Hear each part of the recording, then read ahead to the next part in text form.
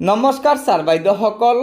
অসম চৰকাৰে ৰাজ্যৰ চৰকাৰী কৰ্মচাৰীসকলক 50% গৃহ ভাত্তা প্ৰদান কৰা সন্দৰ্ভত কেবিনেট বৈঠকত এটা বৃহৎ সিদ্ধান্ত গ্ৰহণ কৰিছে, যাৰ ফলত ৰাজ্যৰ বৃহৎ সংখ্যক চৰকাৰী কৰ্মচাৰী উপকৃত হ'ব।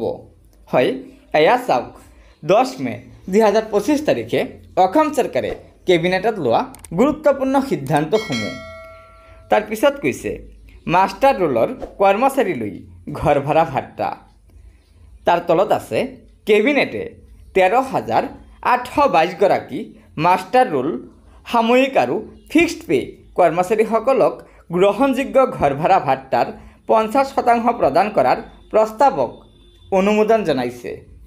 গতিকে ছাৰ বাইদেউসকল, আপোনালোকে নিশ্চয় জানিব পাৰিলে যে অসম চৰকাৰে কেবিনেট বৈঠকত মুঠ 13,822 গৰাকী মাষ্টাৰ ৰোল সাময়িক আৰু ফিক্সড পেৰ কৰ্মচাৰীসকলক গ্ৰহণযোগ্য ঘৰ ভাড়া ভাত্তাৰ 50% প্ৰদান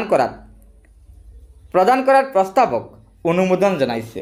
অতি শীঘ্ৰে এইসকল কৰ্মচাৰীয়ে 50% গৃহ ভাত্তা লাভ কৰিবলৈ সক্ষম হ'ব। গতিকে ছাৰ বাইদেউসকল, এয়া নিশ্চয় এইসকল কৰ্মচাৰীৰ বাবে অসম চৰকাৰে এটা বৃহৎ সিদ্ধান্ত গ্ৰহণ কৰিছে।